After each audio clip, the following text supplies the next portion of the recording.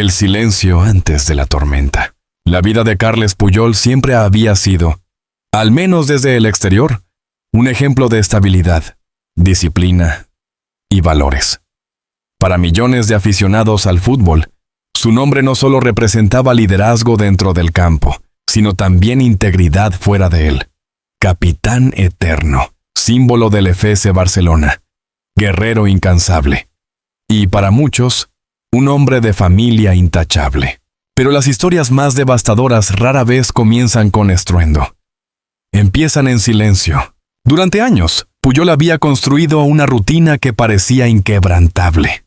Tras su retiro del fútbol profesional, su vida se centró en proyectos personales, compromisos con el club y, sobre todo, su familia. Las mañanas eran tranquilas, los días organizados, las noches previsibles. Una estabilidad que él valoraba profundamente, después de una carrera llena de presión mediática y exigencias físicas extremas. Sin embargo, en las últimas semanas algo había cambiado. No era algo evidente. No había discusiones explosivas ni escenas dramáticas. Era más bien una sensación, una grieta invisible que comenzaba a expandirse lentamente en su interior. Todo comenzó con pequeños detalles. Mensajes que llegaban a altas horas de la noche. Sonrisas inexplicables frente al teléfono. Excusas que, aunque creíbles, carecían de la naturalidad de antes. Para cualquiera, podrían haber pasado desapercibidos. Pero Puyol, acostumbrado a leer el juego con precisión milimétrica, empezó a notar que algo no encajaba. Al principio, se negó a darle importancia. «Son ideas mías», se repetía. «Estoy exagerando». Pero la intuición es un enemigo persistente. Una tarde, mientras revisaba unos documentos en su despacho, escuchó una risa desde la otra habitación. No era una risa cualquiera. Era una risa diferente, más ligera, casi nerviosa. No era la risa que él conocía. Se quedó en silencio.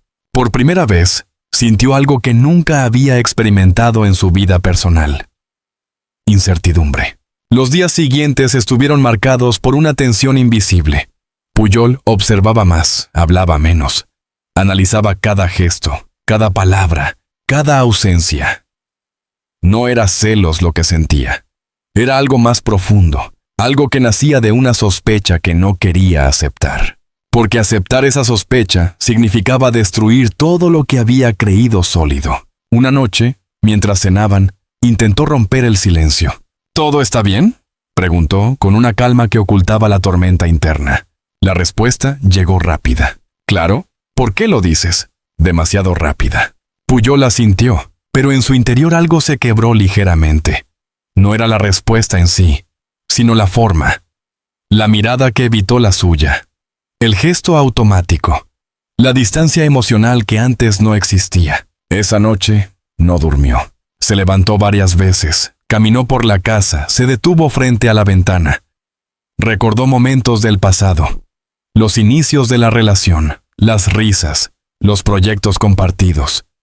Todo parecía tan real, tan auténtico, que la idea de una traición resultaba casi absurda. Y sin embargo, ahí estaba, creciendo. Al día siguiente, decidió hacer algo que nunca pensó que haría, observar sin ser visto. No era una cuestión de desconfianza, era una necesidad de claridad. Los días se convirtieron en una especie de vigilancia silenciosa, no invasiva, pero constante. Cada detalle era registrado en su mente, como si estuviera preparando un análisis táctico antes de un partido decisivo. Y entonces ocurrió una llamada. No fue la llamada en sí, sino lo que vino después. El cambio en el tono de voz. La forma en que se levantó de la mesa. El hecho de salir al balcón para hablar. Puyol no escuchó la conversación completa. No necesitaba hacerlo, porque, en ese momento, lo comprendió. No con certeza absoluta, pero sí con una claridad suficiente para que su mundo comenzara a tambalearse. El problema de las traiciones no es solo el acto en sí, es el proceso previo. Las dudas, las sospechas, la lucha interna entre lo que quieres creer y lo que empiezas a ver. Esa noche, el silencio fue aún más pesado. Pujol se sentó en el sofá mirando al vacío. No había ira. No todavía. Había algo más peligroso. Decepción. Porque la decepción no grita. La decepción destruye en silencio. Y en ese instante, sin palabras, sin confrontaciones, sin pruebas definitivas, comenzó el principio del fin. Pero lo que Pujol aún no sabía era que la verdad sería mucho más dura de lo que imaginaba. Y que, cuando finalmente saliera a la luz, no solo pondría en duda su relación, sino todo lo que creía conocer sobre la persona que tenía a su lado. La tormenta apenas estaba comenzando. La verdad que destruye. El silencio que envolvía la casa de Carles Pujol ya no era el mismo. Antes era un refugio, un espacio de calma después de años de presión y ruido mediático. Ahora, ese mismo silencio se había convertido en un territorio incómodo, lleno de preguntas sin respuesta. Durante días, Pujol intentó convencerse de que todo era producto de su imaginación, que estaba proyectando inseguridades donde no existían. Pero la mente, cuando ha empezado a atar cabos, no se detiene fácilmente. Y entonces decidió dejar de ignorarlo. No fue una decisión impulsiva. Fue fría, calculada, casi profesional. Como cuando estudiaba a un rival antes de un clásico. Analizar, observar, confirmar. La oportunidad llegó una tarde aparentemente normal. Ella había salido, diciendo que tenía una reunión. Nada extraño. Nada sospechoso en apariencia, pero esta vez algo en el tono de su voz.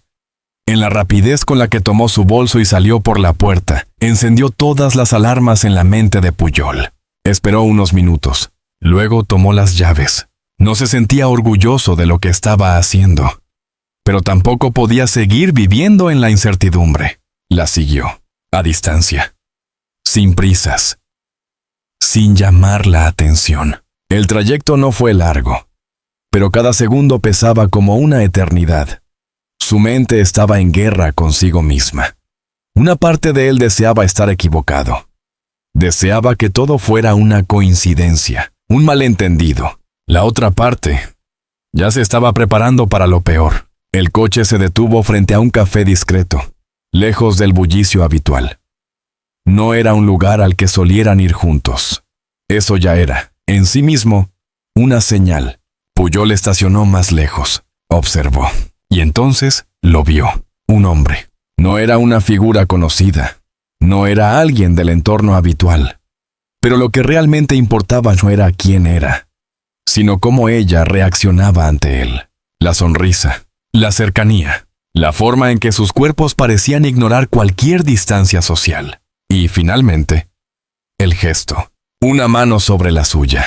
Ese pequeño contacto fue suficiente. En ese instante, el mundo de Pujol se detuvo. No hubo gritos, no hubo impulsos irracionales, solo un vacío profundo, como si todo el aire hubiera sido arrancado de su interior. Durante unos segundos no supo qué hacer. Entrar, confrontarlos, huir. Eligió lo más difícil, quedarse. Porque necesitaba ver más. Porque una parte de él aún buscaba una explicación alternativa, una narrativa que no implicara traición. Pero esa narrativa nunca llegó. Las risas continuaron. Las miradas cómplices. La intimidad evidente entre dos personas que compartían algo más que una simple conversación. Y entonces ocurrió lo inevitable. Un beso. No fue largo. No fue apasionado en exceso. Pero fue real. Y eso bastaba. En ese momento, la última esperanza de Pujol se desmoronó. No sintió rabia inmediata. No sintió deseos de confrontación. Sintió algo mucho más devastador. Una calma helada. La certeza. La confirmación de que aquello que había temido en silencio era cierto. Regresó al coche. No miró atrás. El camino de vuelta fue un borrón. No recuerda los semáforos, ni el tráfico, ni el tiempo. Solo recuerda una sensación constante en el pecho, como si algo se hubiera roto de forma irreversible. Cuando llegó a casa todo parecía igual. Los muebles en su lugar, las fotos en las paredes, los recuerdos intactos. Pero todo había cambiado. Se sentó en el mismo sofá de la noche anterior, y por primera vez la emoción apareció. No en forma de lágrimas, sino en forma de preguntas. ¿Cómo había tía llegado a esto? ¿Desde cuándo? Había señales que ignoró. ¿O todo había comenzado cuando él dejó de mirar? Las horas pasaron lentamente. Cuando ella regresó, encontró a un Pujol diferente. Tranquilo. Demasiado tranquilo. ¿Todo bien?, preguntó ella, dejando el bolso. Sí, respondió él. Una sola palabra, pero cargada de un significado que ella aún no comprendía. La conversación esa noche fue superficial. Rutina. Normalidad fingida. Pero bajo esa superficie, la tensión era insoportable. Pujol no dijo nada. No todavía. Porque había entendido algo fundamental. La verdad no se enfrenta en caliente. La verdad se prepara. Se organiza. Se convierte en algo que no deja espacio a la negación. Y él quería respuestas, no excusas. Esa noche, mientras ella dormía, él permaneció despierto, mirándola, intentando reconocer en ese rostro a la persona que había amado durante años. Pero algo había cambiado, no en ella, en él. Porque una vez que la confianza se rompe, ya no se vuelve a mirar de la misma manera. Y en ese momento, en la oscuridad de su habitación, Pujol tomó una decisión silenciosa. Iba a enfrentar la verdad. Pero lo haría a su manera, sin gritos, sin escándalos, con la misma firmeza con la que había defendido cada balón durante su carrera. Lo que no sabía era que la confrontación no solo revelaría una traición, revelaría una historia mucho más profunda y mucho más dolorosa. Porque a veces la infidelidad no es el principio del problema, es solo el síntoma. Y lo peor, aún estaba por llegar. La confrontación. La mañana siguiente amaneció con una calma inquietante. En la casa de Carles Pujol, todo parecía seguir el mismo ritmo de siempre.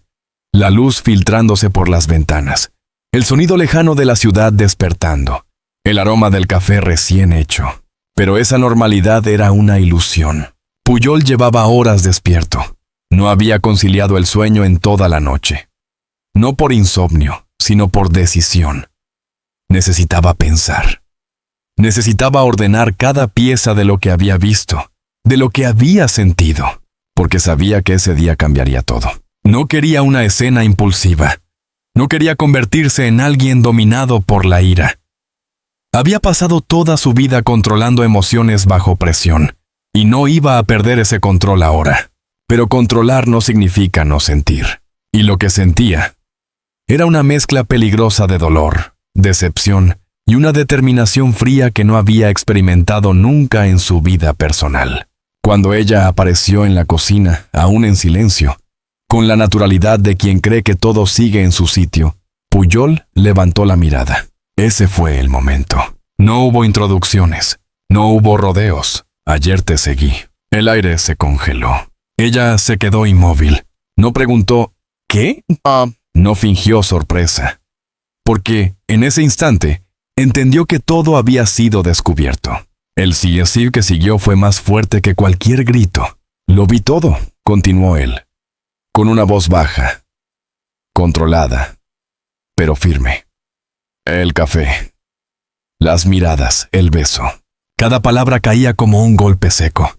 Ella bajó la mirada, y en ese gesto, Pujol encontró más verdad que en cualquier explicación que pudiera venir después. ¿Desde cuándo?, preguntó él. No era una pregunta cargada de rabia. Era una necesidad. Ella tardó unos segundos en responder. Hace unos meses. Esa palabra retumbó en la mente de Pujol. Meses de mentiras. Meses de rutinas compartidas mientras, en paralelo, existía otra historia. Cerró los ojos por un instante, no para evitar la realidad, sino para contener lo que amenazaba con desbordarse dentro de él. ¿Quién es? No lo conoces, respondió ella casi en un susurro. Pero no era el nombre lo que importaba, era el significado. ¿Por qué? Esa fue la pregunta más difícil. Porque no buscaba culpables, buscaba sentido. Ella respiró hondo, y por primera vez levantó la mirada para enfrentarlo, porque ya no éramos los mismos. La respuesta fue simple, demasiado simple, pero en su simplicidad había una carga devastadora. ¿Y eso justifica mentir?, preguntó él, ahora con una ligera tensión en la voz. No, respondió ella rápidamente. No lo justifica, pero tampoco sabía cómo decirlo. Ahí estaba, no solo la traición, sino la incapacidad de enfrentar la verdad antes de que todo se rompiera.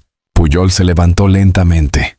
Caminó unos pasos, como si necesitara espacio físico para procesar lo que estaba escuchando. «Podrías haber hablado conmigo», dijo finalmente. «Podríamos haber intentado entender qué estaba pasando». «Lo intenté», replicó ella. «Pero tú siempre estabas ocupado, distante, como si ya no estuvieras aquí del todo». Esa frase lo golpeó de una forma inesperada, porque por primera vez, la conversación dejaba de ser solo sobre infidelidad. Se convertía en algo más profundo, más incómodo. «¿Estás diciendo que es mi culpa?» «No», dijo ella, negando con la cabeza. «Estoy diciendo que los dos dejamos que esto pasara». El silencio volvió, pero esta vez no era solo tensión, era reflexión. Porque en el fondo, ambos sabían que ninguna relación se rompe de un día para otro. Se desgasta, se fragmenta lentamente, se pierde en pequeñas ausencias, en palabras no dichas, en emociones ignoradas. Pero eso no borraba lo ocurrido, no borraba el engaño.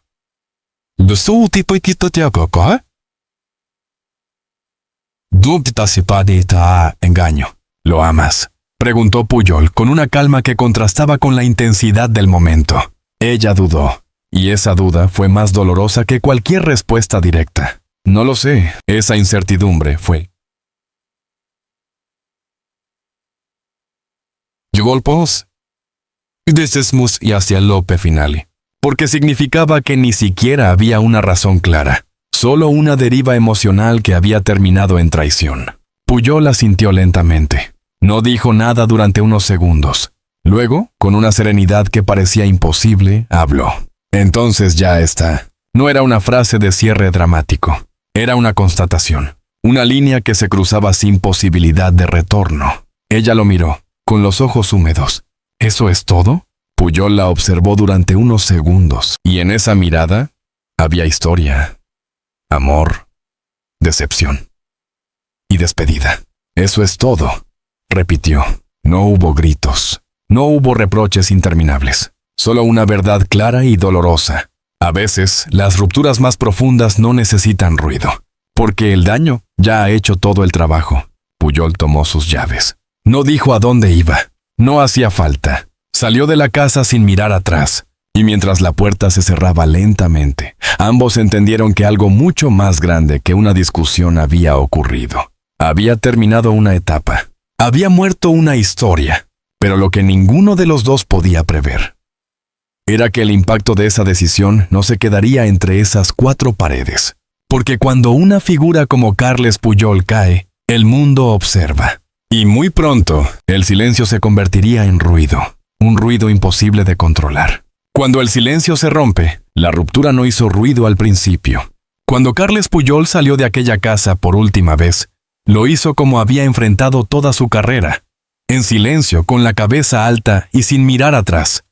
Pero el silencio en el mundo en el que él vivía nunca duraba demasiado. Las primeras horas fueron extrañamente tranquilas. Pujol se refugió en un lugar que siempre le había ofrecido claridad: la soledad.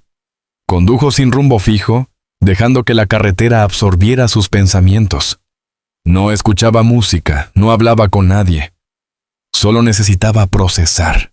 No era el dolor lo que más lo afectaba en ese momento. Era la sensación de haber perdido algo que creía inquebrantable.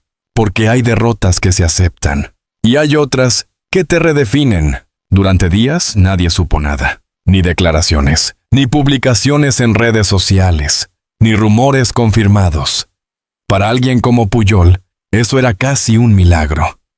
Pero también era una calma frágil, porque el mundo mediático no descansa, y siempre hay alguien observando. Todo comenzó con una fotografía, una imagen aparentemente inocente, tomada en el mismo café donde días antes todo había cambiado.